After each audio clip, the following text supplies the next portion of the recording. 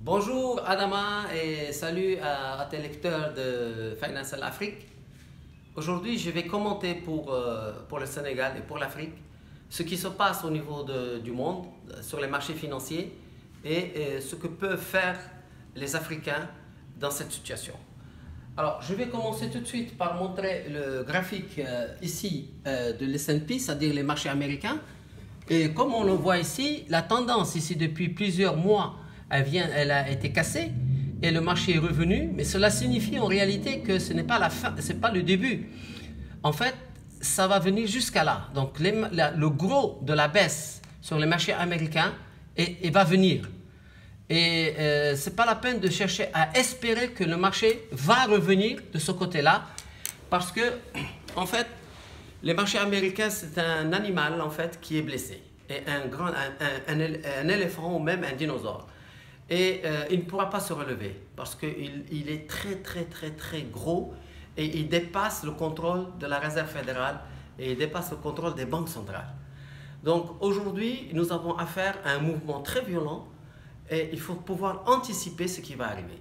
Moi, je recommande à l'Afrique d'arrêter de vendre l'or et les métaux précieux. L'or va exploser, c'est certain maintenant avec ce qui se passe. Et je recommande aussi de revenir à des valeurs traditionnelles comme l'agriculture.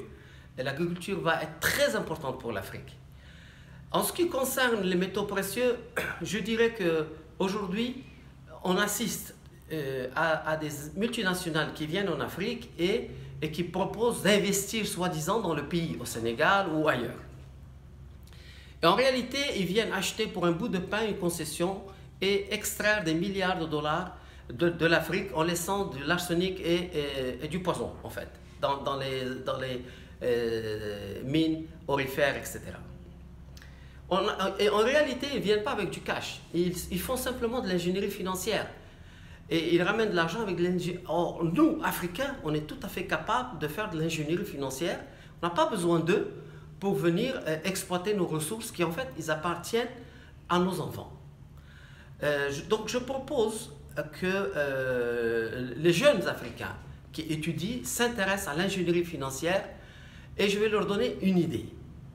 Par exemple, savez-vous qu'il existe une banque dans le monde qui peut vous avancer de l'argent 3 ans à l'avance alors que vous avez de l'or encore sous le sol? C'est quand même très important à savoir. Vous avez une banque qui est prête à vous avancer une somme d'argent juste parce que vous avez de l'or encore à sortir de vos mines. Donc, en réalité, vous n'avez besoin de personne. Vous faites cette ingénierie-là. Et cette banque, c'est ICBC Bank. C'est une banque chinoise. En réalité, les 3 premières banques chinoises sont prêtes à vraiment jouer le jeu de l'ingénierie financière en Afrique. Mais on n'a besoin ni d'Européens ni d'Américains pour ça.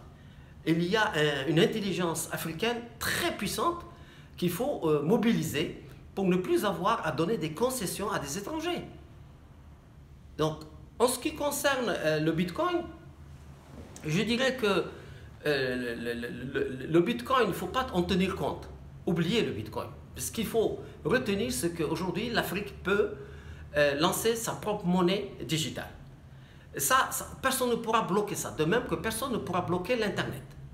Donc, ce qu'il y a, le sous-jacent du Bitcoin, c'est quoi? C'est un blockchain. Le blockchain, c'est quelque chose de très puissant que personne ne pourra enlever de la planète.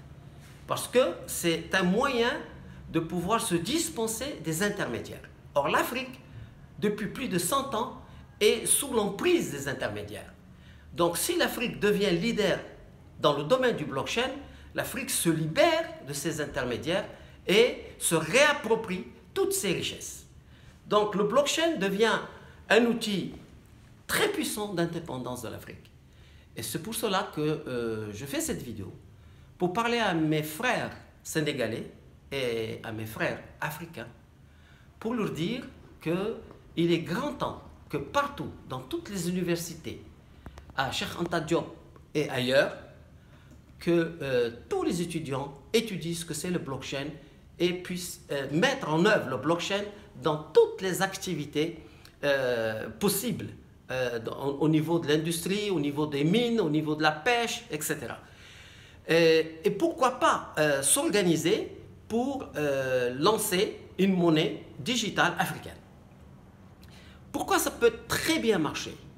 Parce qu'en Afrique, on a quelque chose qui n'existe nulle part ailleurs. C'est la force des communautés africaines. Par exemple, les Tijani, les Mourides peuvent, chaque communauté peut lancer sa propre monnaie digitale. Et c'est très puissant parce que, en fait, pourquoi une monnaie marche? Parce que la communauté, il y a une confiance et une solidarité dans une communauté, ce qui existe déjà en Afrique. Donc l'Afrique devrait s'appuyer sur cette différence qu'elle a et cet avantage qu'elle a sur les autres pour pouvoir lancer des monnaies qui vont les libérer. Et en fait, grâce à ces monnaies-là concrètes, on peut acheter de l'or au lieu de le vendre et constituer, faire de l'Afrique un dépôt d'or et de matières premières. Voilà, donc ça, c'est un message, je pense, assez important à transmettre à mes frères africains. Et avant de vous quitter, je ne peux pas vous quitter sans vous rappeler quelle est la meilleure musique au monde.